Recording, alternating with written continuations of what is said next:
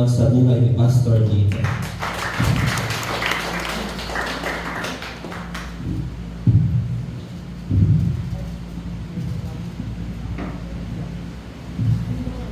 Thank you po, kapatid na Gil. Salamat po sa inyong pagpapakilala. Parang hindi kayo nagsisimulin. Praise God. Hallelujah. Anyway, tayo po ay dadako na sa ating mensahe sa mga ito. So, wala po ang ating pong pagaling-galing ng pastor, sampu po ng kanyang asawa. Maging si Pastor Balco ay wala po sa ating presensya. Sapagkat tayo po ay nagkaroon ng bisita ng mga Chinese anak. At ito naman po ay alam at batid ng lahat. Ito po ay mga kasama natin sa pananampalataya. Sapagkat sabi nga po ng Biblia,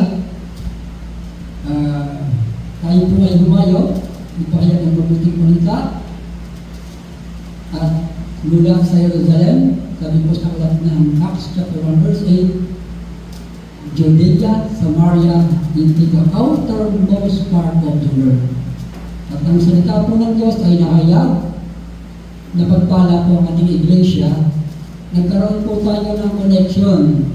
Marami po tayong nakilala ng mga pastor, hindi lang po sa China, sa Hong Kong, sa India, at sa darating pong August, meron pong conference na gagawin. Ano po? Kasama po dito ang ating pong pastor na bilang puno o pinaka-leader, maliligan ng PICMA, ng natawag na Partners in Christ Organization. Ano? So, ang ibig sabihin po ito, kaunti man tayo po dito. Pero ang gawain po ng Panginoon ay nasa ibang lugar na nakahayagan. At may connection po ang ICC Church, ang ating pong iglesia, at marami pong kaluluwa ang naabot sa pamamagitan po ng kapangyarihan ng salita ng Diyos.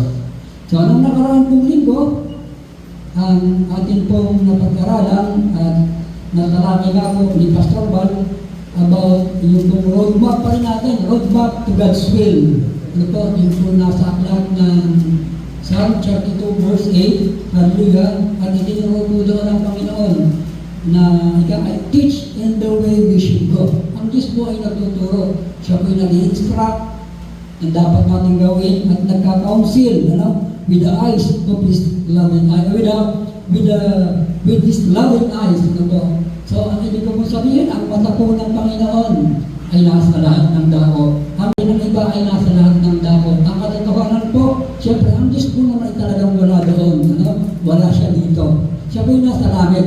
Yung dahil ang Diyos ay makapangyarihan, omniscient, omnipotent, and omnipresent God, o sinabi omnipresent, nasa ating kalagitnaan. Kasi nga po, sabi po ng Biblia, ang mata ng Panginoon ay nasaan?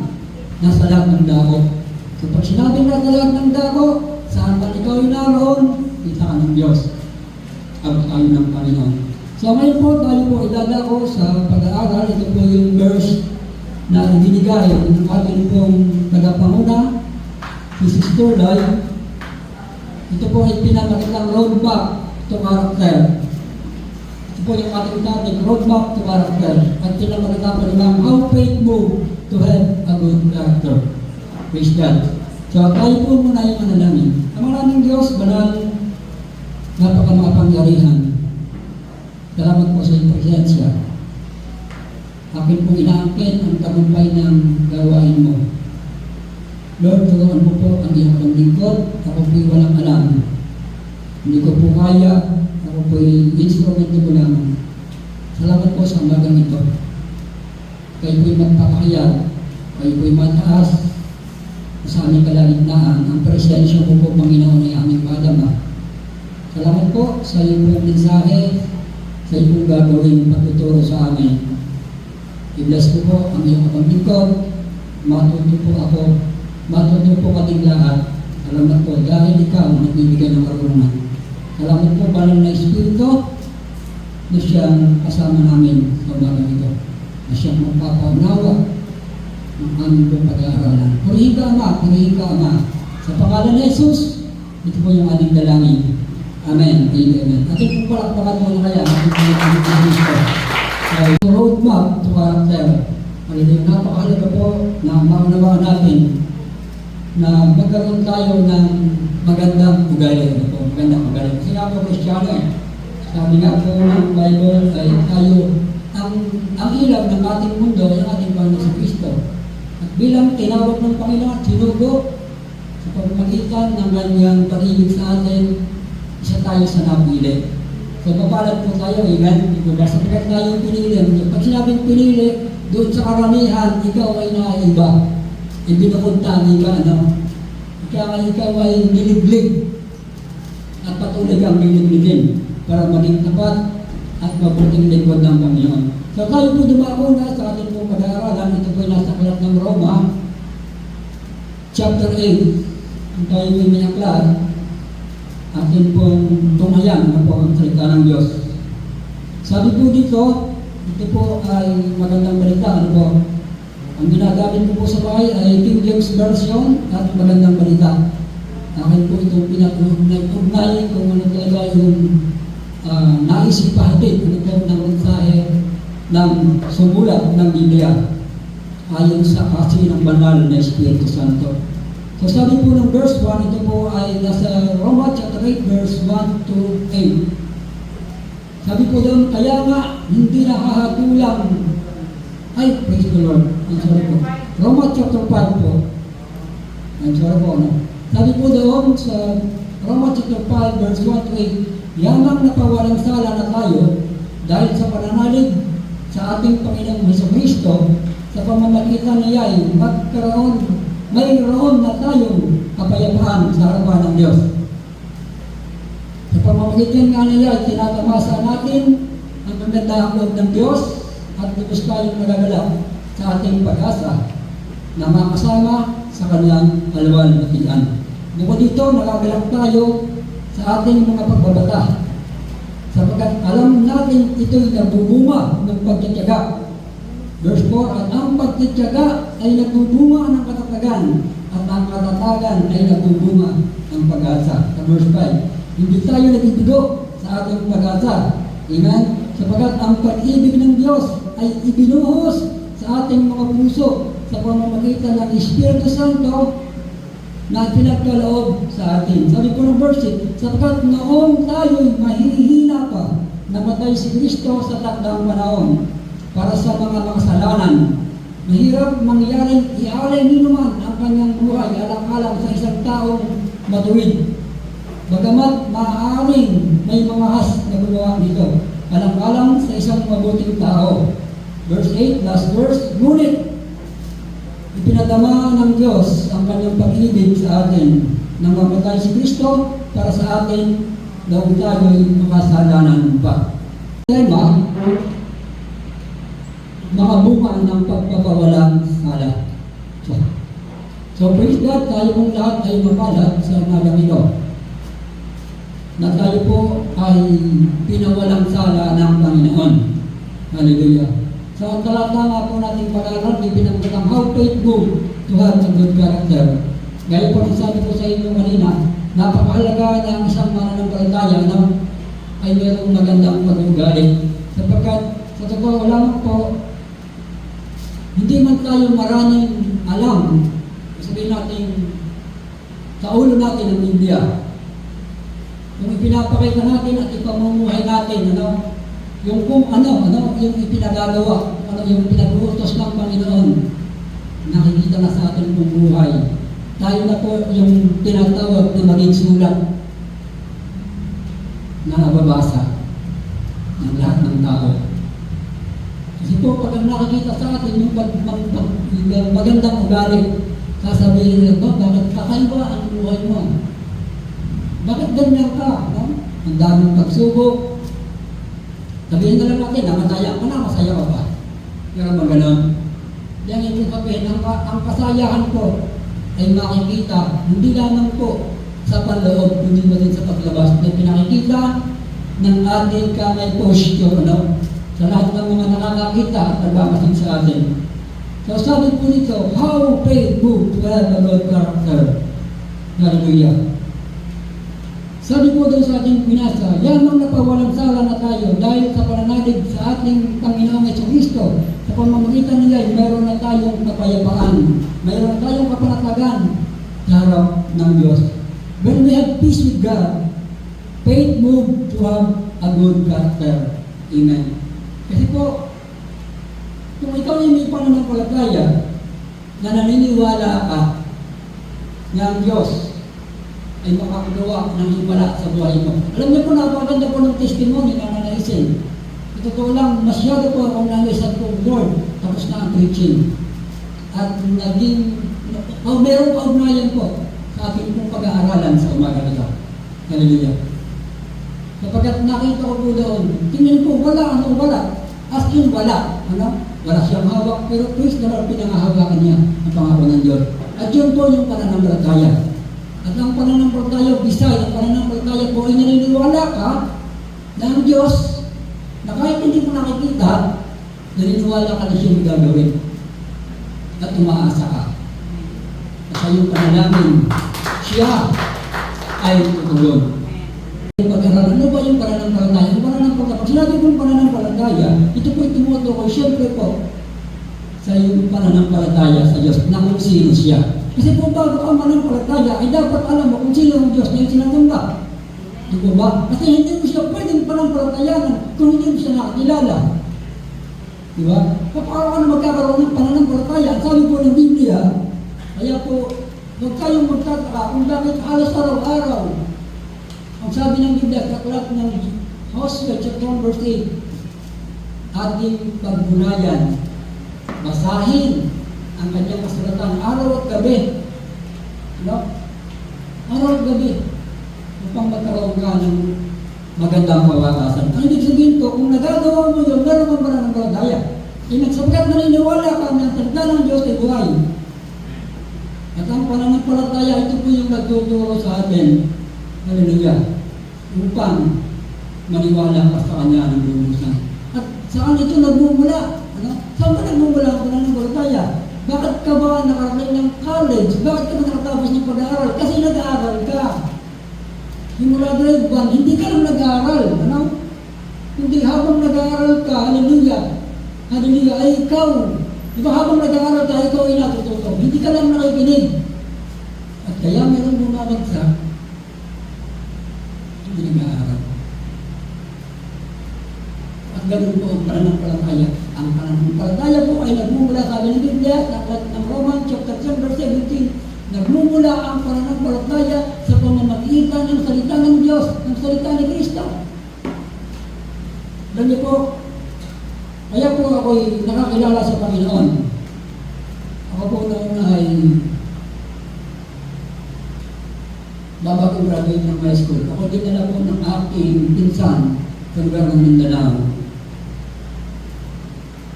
At bago po ako nakakilala, marami pong bisyo ang naranasan ko. At nakakapandiri na pong kasi.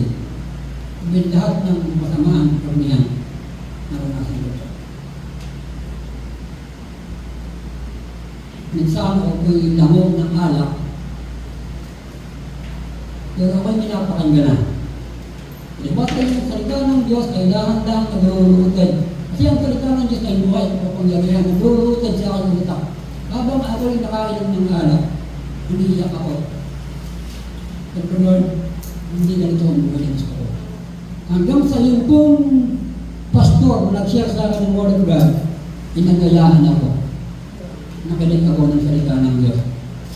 Hindi ko alam kung bakit may kakaibang tinig ng pansinin ko, nung pakinggan ko, yung pong banal na espiritu na pangatlong persona ng usap ko sa puso ko.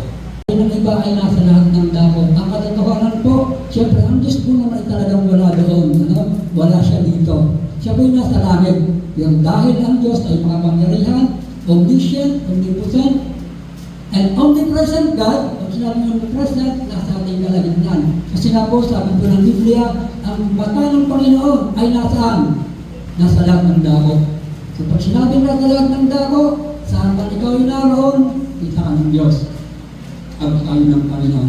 So ngayon po, tayo po idadako sa pag-aaral. Ito po yung verse na binigay ng ating pong tagapanguna, si Sister Lloyd. Ito po ay pinamagatang roadmap to character. Ito po yung ating topic, roadmap to character. At pinamagatang po ng how faith move to have a good character. Praise God. So tayo po muna yung manalangin. Ang maraming Diyos, banal, napakamapangyarihan. Salamat po sa iyong presensya. Akin pong inaangkin ang tagumpay ng gawain mo. Lord, turuan mo po ang iyong lingkod. Ako po'y walang alam. Hindi ko po kaya. Ako po'y instrumento mo lang. Salamat po sa umagang ito. Kayo po'y magpapakiyag. Kayo po'y mataas. Sa aming kalagitnaan, ang presensya mo po, Panginoon, ay aming madama. Salamat po sa iyong pong mensahe, sa iyong gagawin pagtuturo sa amin. I-bless ko po ang iyong kapamilkod. Matuto po ako. Matuto po kating lahat. Salamat po dahil ikaw ang nagbibigay ng karunungan. Salamat po banal na Espiritu na siyang kasama namin sa umagang ito. Na siyang magpapaunawa ng aming pong pag-aaralan. Purihin ka, Ama. Purihin ka, Ama. Sa pangalan ni Jesus, ito po yung ating dalangin. Amen. Amen. At ito po palakpakan mo na kaya ang ating Kristo. Tema, makabukan ng pagpapawalang sala. So praise God, tayo pong lahat ay mapalad sa umagang ito. Na tayo po ay pinawalang sala ng Panginoon. Hallelujah. So ang talata nga po natin pag-aaral, pinagkatang how faith move to have a good character. Gaya po sabi ko sa inyo kanina, napakahalaga ng isang mananampalataya na ay mayroong magandang pag-uugali. Sapagkat sa totoo lang po, hindi man tayo maraming alam, sabihin natin, sa ulo natin ng Biblia. Kung ipinapakita natin at ipamumuhay natin, yung kung yung ipinagagawa, yung pinag-uutos ng Panginoon, nakikita na sa ating buhay. Tayo na po yung tinatawag na maging sulat na nababasa ng lahat ng tao. Kasi po, pag nakikita sa atin yung magandang ugali, sasabihin nila, bakit kakaiba ang buhay mo? Bakit ganyan ka? No? Ang daming pagsubok. Sabihin na lang natin, masaya ka na, masaya ka ba? Kaya magalang. Yan yung sabihin, ang kasayahan ko ay makikita, hindi lamang po sa panloob, hindi maging sa paglabas, na pinakikita ng ating kamay posture, sa lahat ng mga nakakakita at nagmamasin sa atin. So sabi po nito, how faith move to have a good character. Hallelujah. Sabi po doon sa ating binasa, yamang napawalang sala na tayo dahil sa pananalig sa ating Panginoong Jesucristo. Sa pamamagitan niya, mayroon na tayong kapayapaan. Mayroon na tayong kapanatagan sa harap ng Diyos. When we have peace with God, faith move to have a good character. Amen. Kasi po, kung ikaw ay may pananampalataya na naniniwala ka na ang Diyos ay makakagawa ng himala sa buhay mo. Alam niyo po, napakaganda po ng testimony na nanaisin.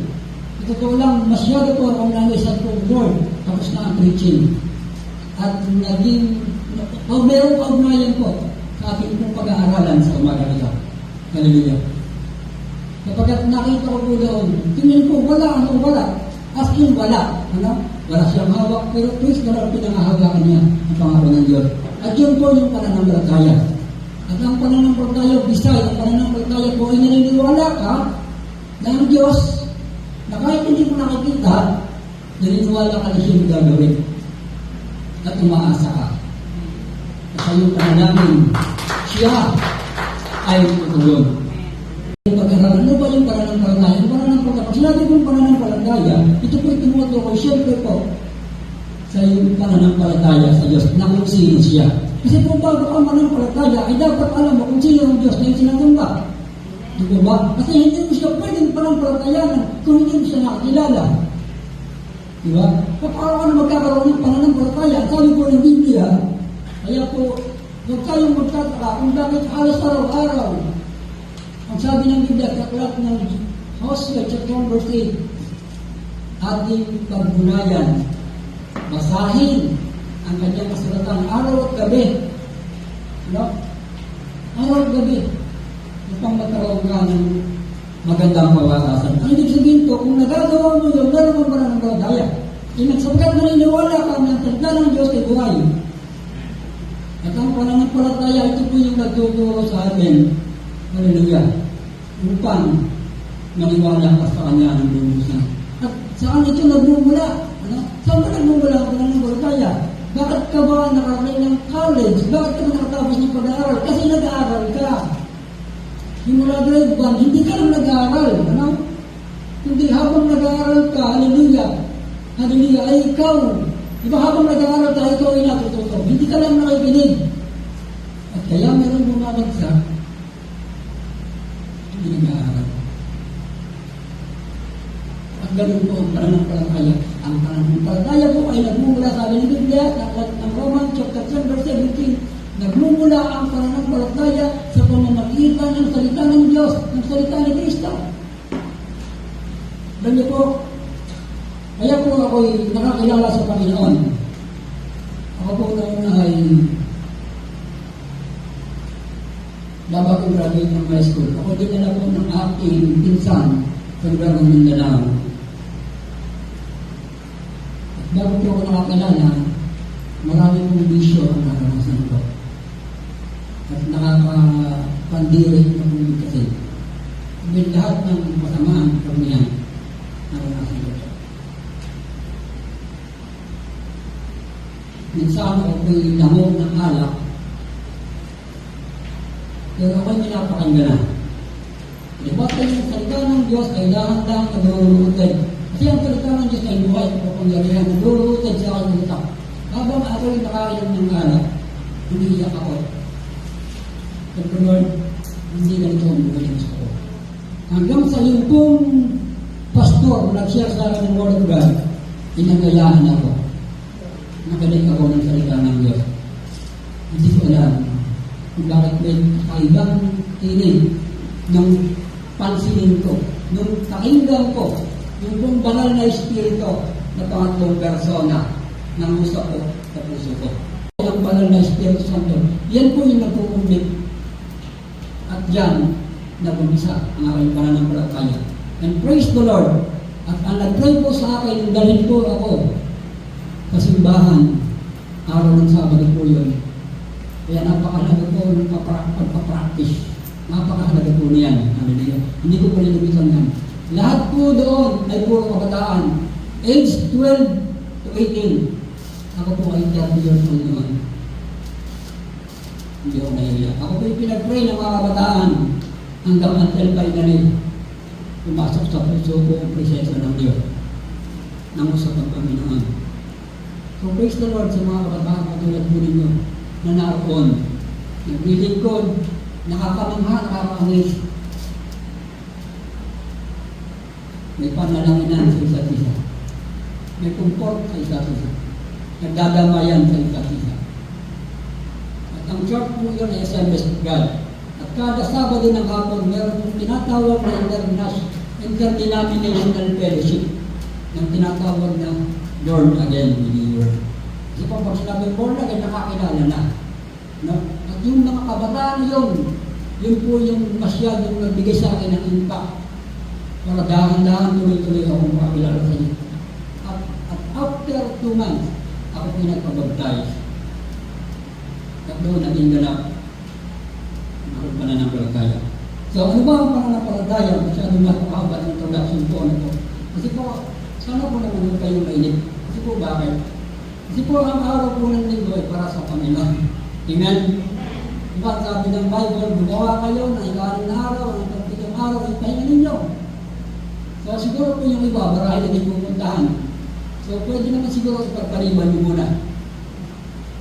Amen? Kasi sabi ng Bible, seek ye first the kingdom of God. Minsan kasi mayroong mahirap tanggapin, di ba?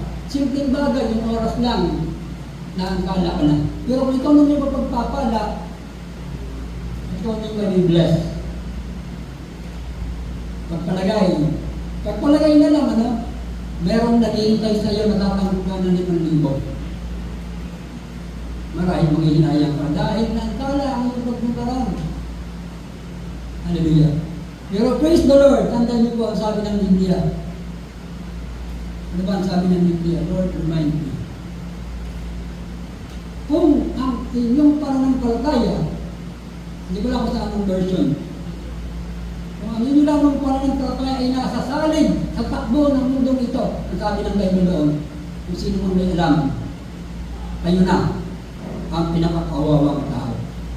Just imagine, tingnan po yung sabi ng Bible doon, kung ikaw ay kung ang iyong pananampalataya ay nasasalig lamang sa takbo ng mundong ito, financially, ito ang pinagkakapusan. Kahit ng mga believer, pinagpalit ko po ang gawa ng Panginoon.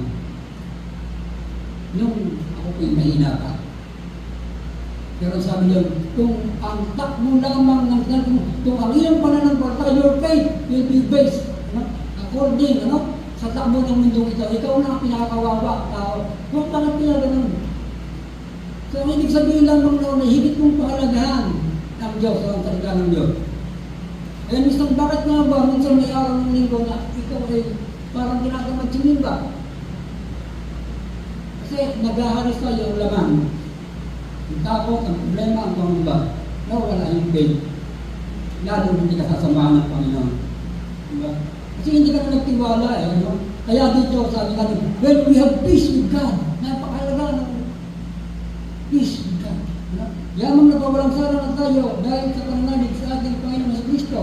At kung makita nila, mayroon na tayong kapayapaan, kapanatagan sa harapan ng Diyos.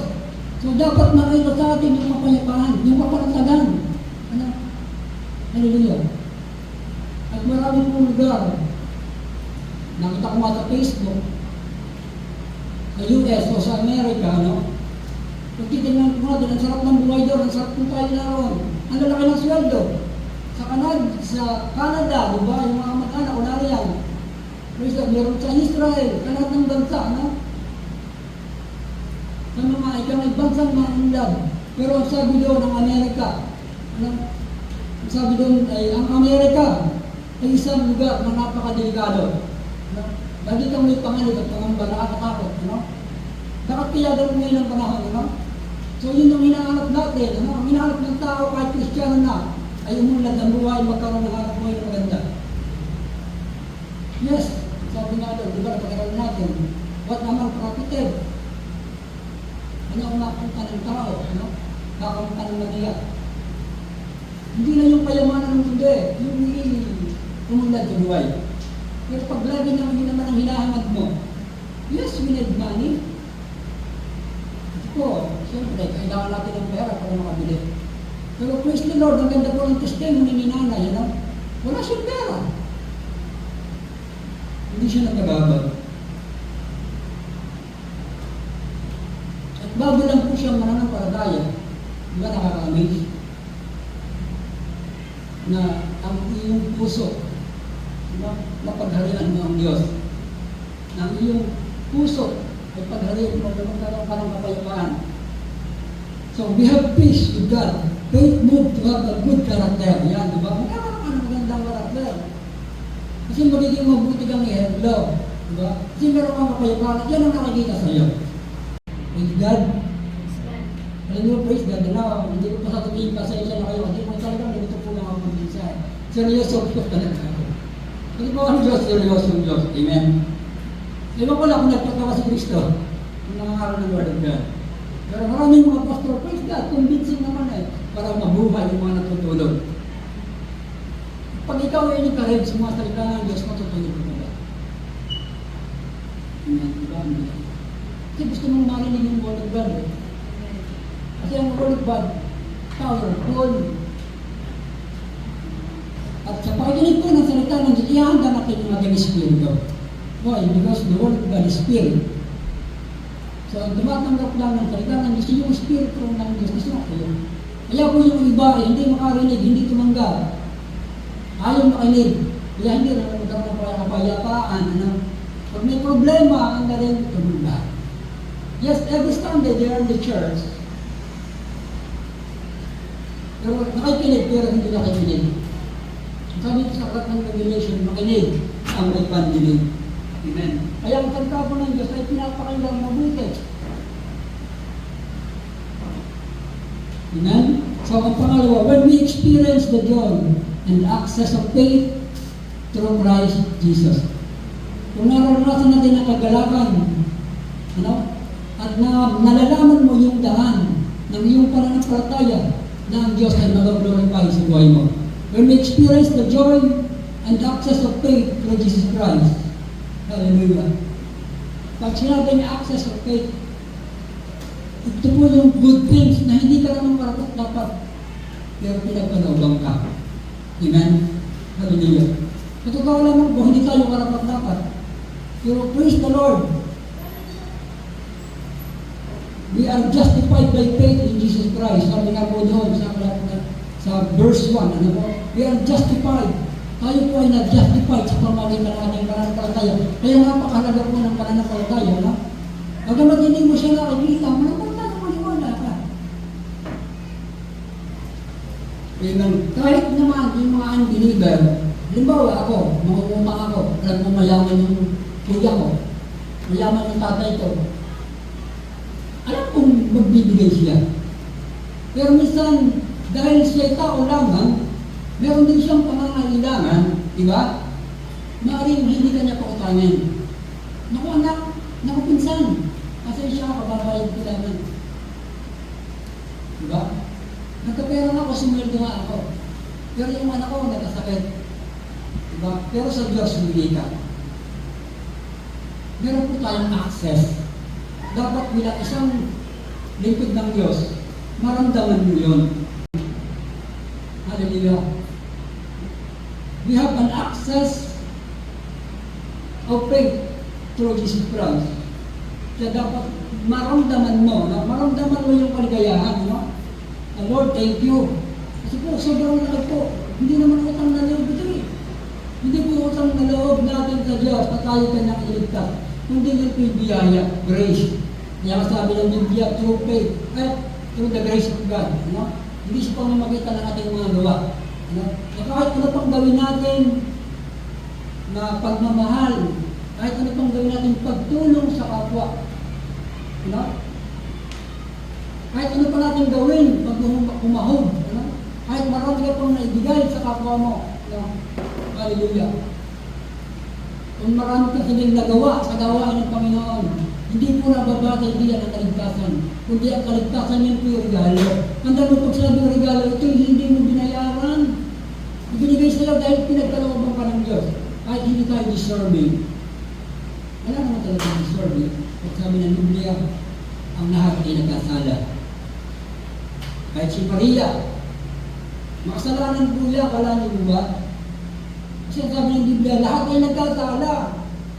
At hindi nakarating sa kalooban sa kalooban ng Diyos.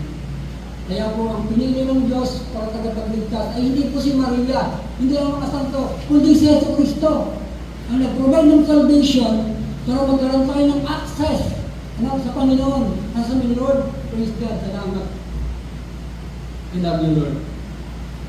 Kasi ang makakapagligtas lang ng mga I love you, Lord. Yung mga taong pinagkalooban ng Diyos ng kapayapaan, ng kaligayahan. Kapag bakit, nararamdaman mo ang Panginoon ng Diyos.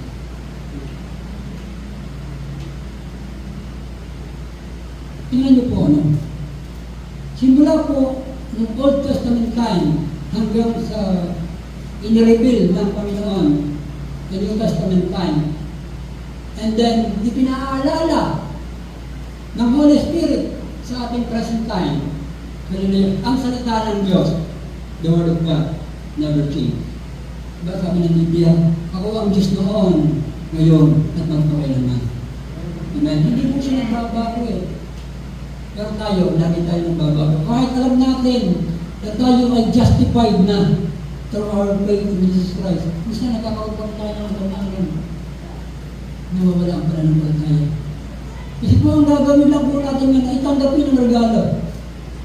Tanggapin ang mga pagpapala, ang na iniaalok ng Panginoon sa buhay ng bawat isa sa atin. Just that only brings us peace with God. But according to verse 2, yung po sa verse 2, nabasahin ko ulit, sa pamamagitan nga nila tinatamasa natin ang kamandang loob ng Diyos at lubos tayong nagagalak sa ating pag-asa na makakasama sa kanyang palawan at iyan. Verse 29 po ang ganda ng pangako, we are justified by faith. Ano ba yung justification? Pag sinabing justified, ikaw ay inaring ganap. No? Inari ka ng ganap. Ganap ka na. Ano? Ganap ka na Kristiyano. Dapat namumuhay ka ng bilang Kristiyano. At nagkaroon tayo na tinatawag ngayon ng intimate relationship. Tayo po ay inari ng Diyos ng mga anak. Diba ang galing na po? Ano niyo po, kahit umaga, tanghali, hapon, ano namang oras, kahit hindi po ako nag-pray, kaminin ko sa inyo. Yung pong puso ko ay nagkaroon ng kalapitan sa Diyos. Kasi po bakit? Sabi po ng parko, love the Lord your God with all your heart, with all your mind, with all your soul. Pag sabing soul, the composition of your body, meaning, with all your strength. Kahit naglalakad ka lang, kahit naniligo ka. Yan po yung naramdaman ko, yan po yung nararanasan ko. Kasi po I experience the joy of my salvation. At siyempre walang iba na nagbigay niyan, hindi ang ating Panginoon. Sa Kristo lang. Amen?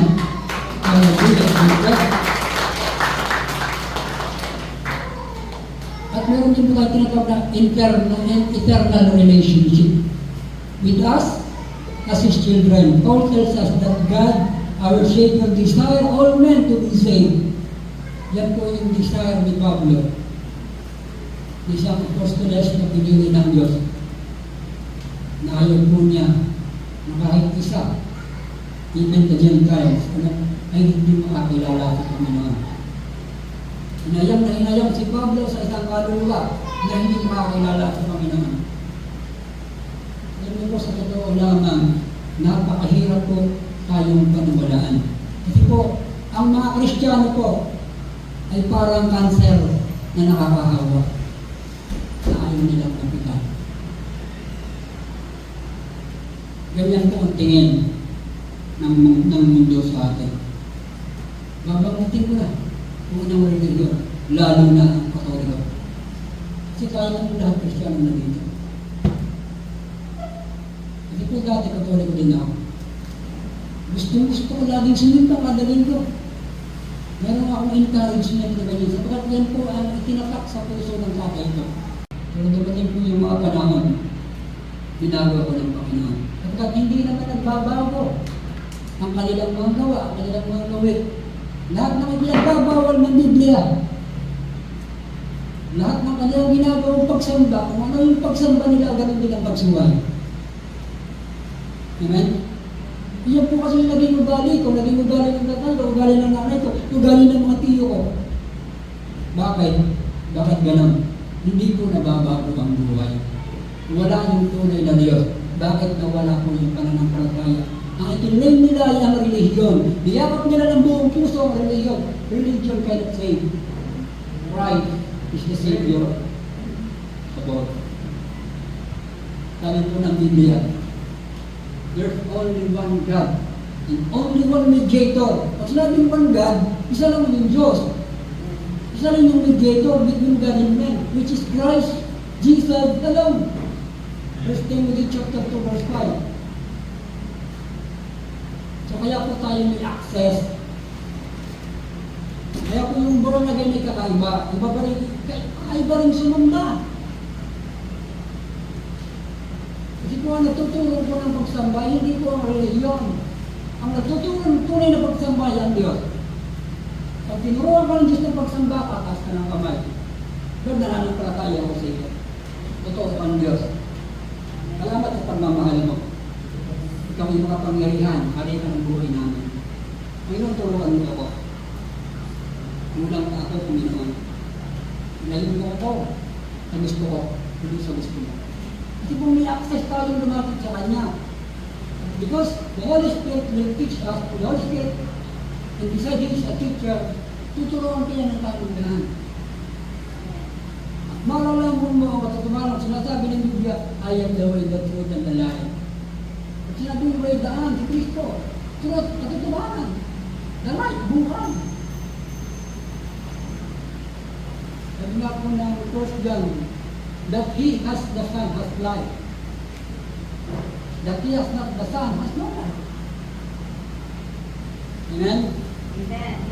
Lagi ang pananampalataya, lagi pong tandaan niyo po, ano, tayo pong mga binaring ganap. Tayo pong mga justified by faith, meron tayong access sa Panginoon. Ano man ang mangyari, hindi tayo pababayaan ng Panginoon. So, minsan pa atin pong palakpakan ang ating Panginoon. The joy of the Lord is our strength. Yun naman yung pangako eh, di ba? Kahit may pagsubok, mararanasan mo pa rin yung kagalakan. Na yun ang, doon natutuwa ang Panginoon. Ano? When we experience trials, the joy of the Lord is our strength. Glory to God. Alam niyo po ang ating pong araw, ang ating pong titingnan, sa ating kapanahonan, sa ating papansinin. Tayo po ay nasa tinatawag na we are in the day like Jeremiah's day. Punong-puno ng agam-agam, punong-puno ng pagsubok. Diba? Kasi po, kung atin po, kung tayo may tutunghay sa YouTube, diba? Makikita natin ang pangalag at pangamba. Maging na nangyayari sa itaas, ano? Yung asteroid, meron daw mga babagsak sa mga pangakamalan ba yun? Hallelujah. Yung hidwaan ng China, between US, siyempre, kasama po tayo. Dahil tayo po yung ginigipit ng kalaban. Hallelujah. At kung atin pong papansinin, ang bayang Israel, di ba sila yung mga Hudyo? Ang kanila pong pagkakilala sa Panginoon, yung bayang Israel, ay according to the Old Testament only. Ano? Hindi po sila naniniwala si Jesus Christ ay hindi mamaray. Hindi po sila naniniwala doon. Kaya ang nangyayari, dahil wala silang pananampalataya, kasi Yesu Kristo ay nagkatawang tao na hanggang ngayon, from 1944 hanggang 2024, ang Israel laging binagera. Walang kapayapaan. Nabanggit ko na po, pero darating yung panahon. Dahil ang Israel, ang bayang Israel po ay pinili ng Diyos. Sila po ay magbabalik doon sa Panginoon. According to the book of Romans pa rin, chapter 11, verse 22 na tayo. Ito, ang bayang Israel ay kanyang bayang pinili. At tayo po, na dati na hindi nakakilala sa Panginoon, nagtawag po sa atin mga Gentile. At sinabing Gentiles, marami tayong Diyos. Kaya hanggang ngayon marami tayong Diyos-Diyosan. Kaya lahat ng hindi nakakagaya sa Diyos-Diyosan ay under curse. Sabi ko sa aklat ng Exodus chapter 20 verse 5. Susumpain ang mga taong hindi nakakilala ng Jesus Christ hanggang sa ika-4 na henerasyon. Ang tagal, ano? Ito pa hanggang ngayon. Yung aking mga anak, yung maging anak ng aking mga anak, yung maging ato ng aking anak. Susumpain yun. Pero praise the Lord, sapagkat tayo po'y nakalaya na. Panginoon. Amen? Praise God. At bagaman may pagsubok, hallelujah, meron pa rin po tayong kapayapaan sa Panginoon. Hallelujah. Sabi dito, where we can go for peace, where on this earth can we discover lasting and fulfillment peace.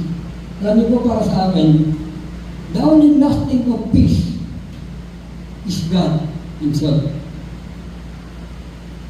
Ulitin ko po ulit. Sabi po ng ating pong pinag-aralan sa verse 1, yamang napawalang sara na tayo dahil sa pananalig sa ating Panginoong sa Kristo. Sa pamamagitan niya, mayroon na tayong kapayapaan sa harapan ng Diyos.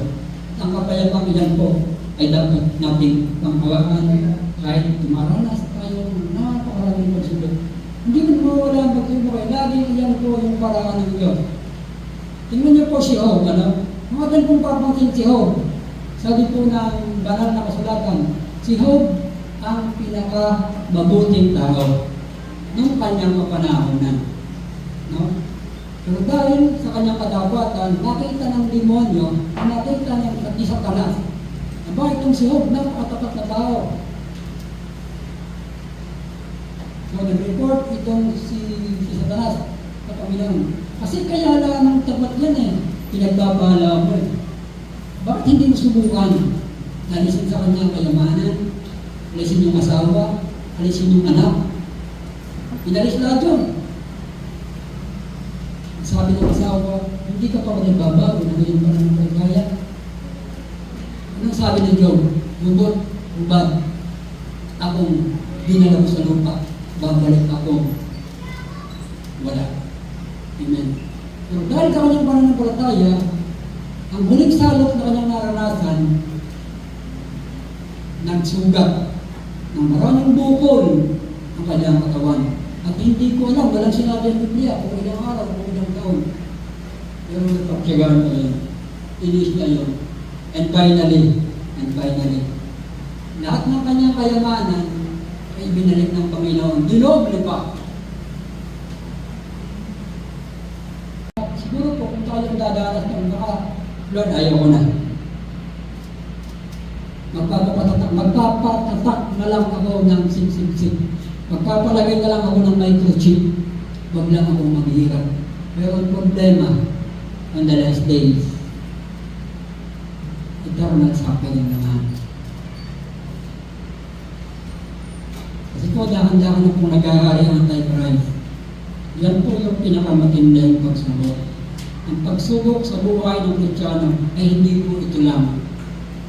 Hindi po ang hirap, hindi ang karamdaman, hindi ang pagutom, hindi ang sakit. Kung ano pa mang pagpapahirap.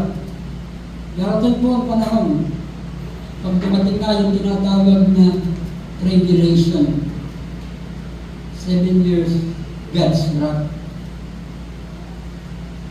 Pero praise the Lord, hindi po tayo nakadistin doon. Amen? Kapag tayo po ay justified eh, pinagpala ng Panginoon, ha? Binayayaan ng kaligtasan, ha? At ikaw at ako. Yun. Amen? Praise God. Hallelujah. At ang pangatlo po, pangatlo po ay ito. Nasaan ba yung pangatlo pa?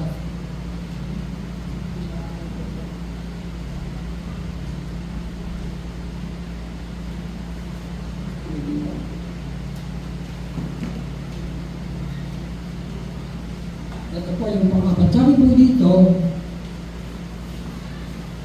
and your desire naked, ashamed because the love of God is in you. Yung bang gusto natin, yung bang nais natin, sabi, make it not ashamed because the love of God is in you.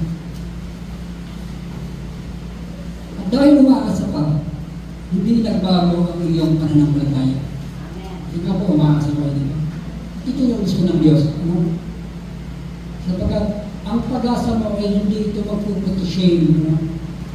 Hallelujah. This is another thing. A hope that does not disappoint means God has given us hope. Hope that rises in the midst of disappointment. Hindi meron mo disappointment ka pero may pag-asa ka. Ang galing ano? Kasi po napakabuti po ng Diyos. Kasi ayaw niya na maging dahilan ng material na bagay o anumang bagay na gusto mo na ikalalayo niya tayo. Amen? Ayaw niya maging dahilan. Halimbawa, financial blessing na ganoon ka. Pero ayaw ng Panginoon na maging dahilan ng gusto pang ikaw makayo sa kanya. Kung ang iyong pananampalataya ay nakasalit lamang sa takbunan nito, ikaw na. Pinakakawang tao. Kanya po, ako po yung magkakatotoo ng Lord. Totoo lang po, matagal na po kami. Sabihin natin, hindi kumikita. Hindi po aking hanap buhay, wala na. Pero sa akin pong gayak araw-araw, hindi po makikita na parang wala akong pera. Pero praise the Lord, salamat sa mga kapatiran, salamat sa biyaya ng Diyos, nabubuhay ng aking kalooban ng Panginoon. Tanggap ko po yun, ano? Siyempre, nag-asawa na po ang aking anak, meron na kanyang pamilya. Pero praise the Lord, alam mo, higit siyang pagpapalain. No? Alam mo siyang pagpapalain. Sapagkat, sabi nga po dito, then you, Job desired, naked, not ashamed, because the love of God is in us. Ito, patuloy po akong maasa. Talagang hindi ako bibiguin ng Diyos kahit pag-asa niya naman. Hallelujah. This kind of hope is found not in the avoidance of suffering, but the working through it.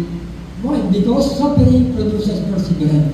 Pag ikaw ay nagsasuffer at iyong tinitiis, sabi ito yung nagpuproduce ng perseverance. And perseverance produce character. Ano ba yung character na ito? Yun na yung mabubuting na character na binigay ng Panginoon na ikaw ay nagkaroon ng pananampalataya. Kaya aasa ka na kahit anumang mangyari, hallelujah, alam mo ang Diyos. Alam mo ang Diyos ay hindi magpapapaya. Ano po minsan, may mga kapatid tayo, dahil sa hindi na pangahawakan ng pananampalataya, pag dumating yung pagsubok, iiyak. Normal lang ano. Ang problema, hindi sisimba. Magpapalipas ng maraming panahon, i-kondisyon ng sarili. Para bang sa pamamagitan ko lang ng Lord, maganda ang pagkaroon ko ngayon, sisimba ko sa iyo, sisimba ko. Pero hindi po ganun. Dapat, anong oras, anong pagkakataon, mahirap ay sakit na karamdaman.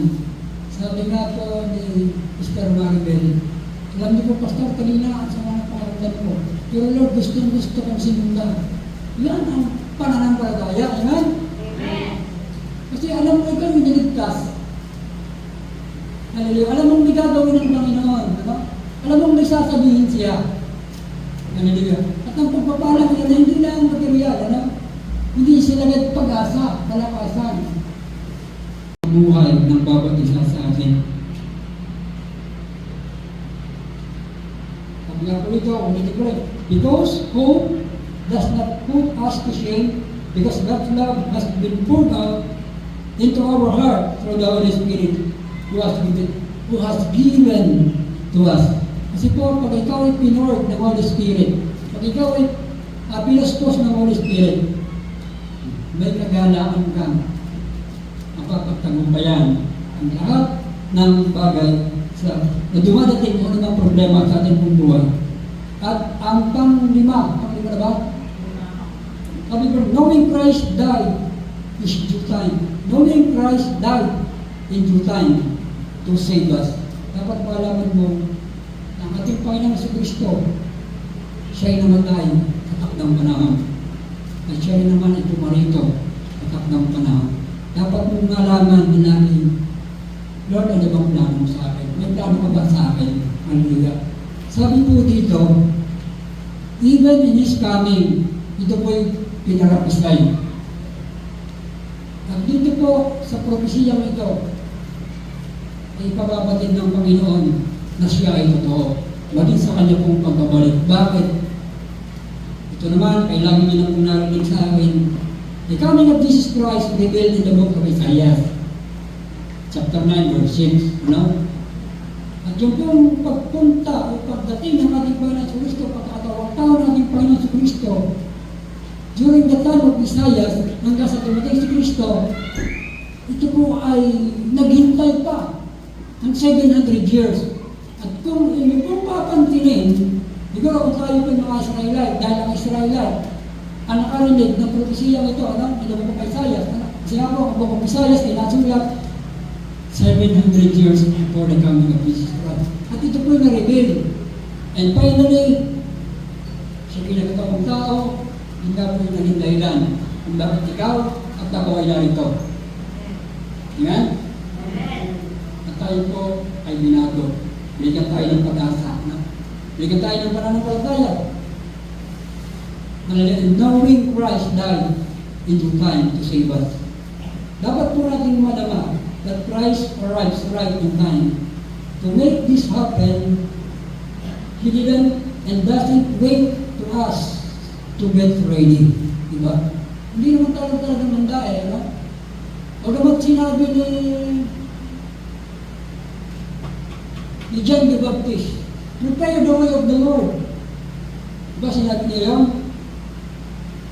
Sabi ni John the Baptist, prepare the way of the Lord. Babasahin ko ito. Sa Clark ng Isaiah chapter, sabi ko doon, a voice cries in the wilderness, prepare the way of the Lord, remove all sin, make it straight in the desert, a highway for our God. Every valley shall be lifted up, and every mountain hills be made low or patagin, and uneven ground shall become level, and a rain, and a low places a plain. Yung mga lubak-lubak ay papatagin. Ano po ang ibig sabihin nyo? Ito po'y pinaprophesy sa aklat ng Isaiah kasi sinasabi doon na kinanonise naman po ni John the Baptist kasi sinabi niya, ihanda ninyo ang pagdating ng Panginoon. Bakit kaya gano'n ang sabi ni John the Baptist? Kasi po, palibasa, ayaw po lahat, madaling tayong magkasala. Konting oras lang nagkakalaisi tayo. Kaya muling inulit ni John the Baptist, prepare the way of the Lord. Alisin ang kasalanan. Tayo po kasi ay pinawalang sala na. Sabi po dito sa aklat ng chapter 5 pa rin, chapter 6, verse 12 ng Roma pa rin. Sabi po doon, huwag na ninyong paghariin ang kasalanan sa inyong mga katawang mamamatay upang hindi na kayo maalipin ng masasamang pitaan nito. Hallelujah. So, ang ibig sabihin noon, alisin natin. Huwag natin gawin. Tayo po tinatawag na born again. Sabi po muli ng 2 Corinthians chapter, when you are in Christ, you are a new creation. All things are passed away. All things become new. Tayo po ay binago ng Panginoon. At sinabi ng pinawalo, kung dati tayo matampuhin, ngayon ay hindi na. Kung dating magagalitin, ngayon ba ito ba inaanak? Kung dating sugarol, ngayon ay hindi na nagsusugal. Kung dating umiinom ng alak, kung maraming naiinom na alak, baka ngayon, konti na. At least nagbago. Pero ang gusto ng Panginoon, hindi po at least, at best. Because God is the best. Amen? At least sila, bakit sila? Alam niyo po, ang alak eh. Hindi lang naman maraming mga vices eh. Maraming pang iba na maraming nakatago. Hindi kalooban ng Panginoon. At ang Diyos po, alam niya ang lahat ng bagay na ginagawa natin sa kanyang pangkapan. Hallelujah. Praise God. Hallelujah. So, praise God. Ang ano pa ba? Meron pa ba? Glory to God. Ang pangalan po ay sabi ko dito sa verse 8, knowing God chooses us before the foundation of the world. Wow, dapat natin maunawaan yan. Na hindi pa ginagawa ang mundo, hindi pa nililikha ang Panginoon, ng Panginoon ang mundo ang sanlibutan. Wala pa tayong, siguro, basta wala pa tayo. Baka hindi pa tayo kanino man lang. Pero ang sabi na, knowing God chooses us, pinili na tayo ng Panginoon. Hindi ka pa sinisilang, hindi pa nga, ang sabi nga, knowing God chooses us before the foundation of the world. Diba sabi po ng verse 8, ngunit ipinadamahan ng Diyos ang kanyang pag-ibig sa atin na mamatay si Kristo para sa atin nung tayo'y makasalanan pa. Ibig wala pa tayong pagkaalam. At hindi lamang yun, pinagdagang ko lang. Sabi ko doon, knowing God chooses us before the foundation of the world. Gaano ka-omniscient ang God? Gaano ka-all-knowing ang God? Ano? Hallelujah. Kasi hindi pa ipinadama na niya ang kanyang pag-ibig sa atin, ano? Hindi pa tayo sinisilang, ano? Ipinadama na niya ang pag-ibig sa atin. Praise God, ano? Kaya, alam niyo po nakakalapot, ano? Na meron tayong mga kapatid, dati natin nakakasama.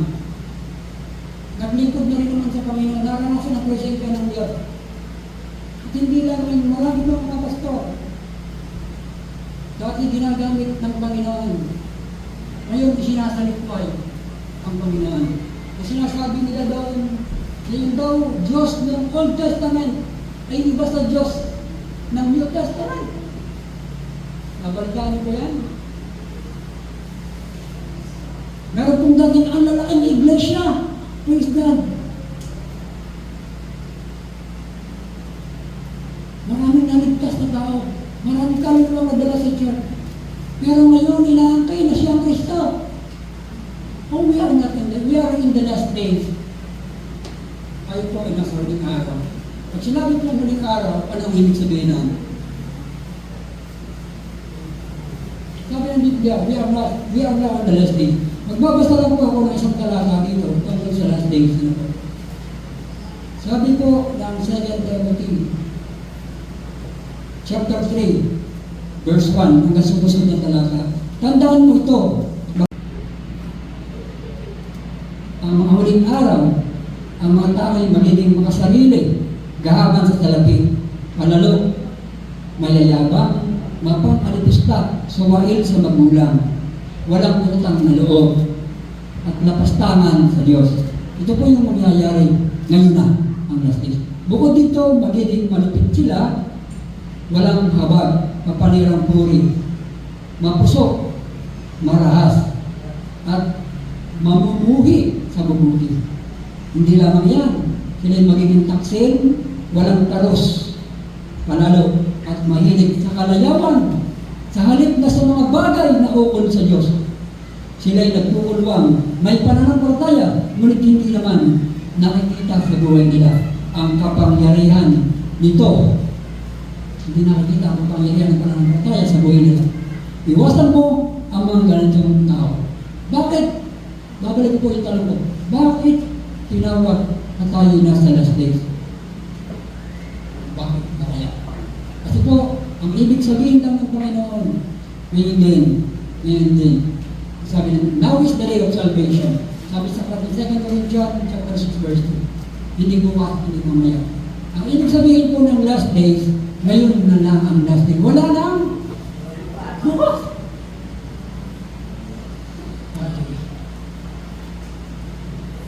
Bakit pa tayo mag-video masyado ng wala? Bakit pa natin masyado magbababad tayo ng taas sa pag-aaral? Diba? Tama na siguro yung makapasa ka lang. Naintindihan mo yung tinuturo. Bigyan mo ng time ng Bible. Amen? Devotion, prayer, taste the book. Hallelujah. Encouragement with other. Share the gospel. Kasi po nasa last days na tayo no? Hallelujah. Kaya mahalaga na malaman natin, knowing God chose us before the foundation of the world. Kahit tayo yung makasalanan, He still chose us. Sabi nga po ng Efeso, yung po binasa ko kanina, na before the foundation of the world, tayo po ay pinipina ng Panginoon. Yung po ay mababasa natin sa ulat ng Efeso chapter 2 verse 10. Tayo po ay ginawa niyang mana. Ay tinalaga na niya tayo ng una pa. Ayon sa loob ng mga bagay, ayon sa pasya ng kaniyang kalooban. Sa kalooban ng Panginoon, pagkapasya ng Panginoon, na makakilala mo siya ng lubusan. Sabi po ng John 15, verse 16, Ye have not chosen me. Meron ba talagang pumili sa Panginoon? Taas mo ang kamay ng pumili sa Panginoon. So, pinili ba tayo? Pinili niyo ba talaga ang Panginoon? O ang Panginoon ang pumili na? Kasi sabi ng Bible sabi ng salita ng Diyos, Ye have not chosen me, but I have chosen you. Oh! Palakpakan kaya, muli natin ng Panginoon bago patuloy ang kasalan ko. Ulitin ko lang. Ye have not chosen me, but I have chosen you. And ordain you that ye should go and bring forth fruits. Oh, praise God. Hindi lang sa simba. Diba? Content na ba tayo ng simba lang? Hindi po. Yes, praise God. Salamat din na hindi po. So, anong gagawin natin? May utos ng Panginoon, Hindi lang sa simba. Alam niyo po ang simbahan. Kung sa pag-aaral ng boxing, ano mga sport, ito yung training center. Training center po ito. Hindi po ito trabaho. Dito tayo tinuturuan. Para tayo patuloy ng mananampalataya. Patuloy tayo ng mabusog ng Word of God. Patuloy tayong makakain ng salita ng Diyos. Amen? Hallelujah. Pag patuloy ko rin, that ye should go and bring forth fruits, and that your fruit should be remain. And what you shall ask of the Father in my name, He may give it to you. Amen? Praise God. Ano? Ang galing, ano? Tingnan mo yun, ano? Ang buti talaga ng Panginoon. Pinili tayo ng Panginoon. Tinawag tayo ng Panginoon. Kahit hindi tayo karapat-dapat, ano? Hallelujah. So, nato po tayong lahat. Meron pong purpose. Meron pong plano ang Panginoon. Hallelujah. Nagawa po ng Diyos na sa katuparan at mangyari ang mga bawat bagay na kanyang isinulat sa kanyang kapanahonan. The coming Christ revealed in the book of Isaiah, ang kung binasa natin kanina. 700 years ago, muli siya may pinaprophesy during the book of Isaiah. After 700 years, siya pinagkatawang tao. Inabot ka, inabot ako. Hallelujah.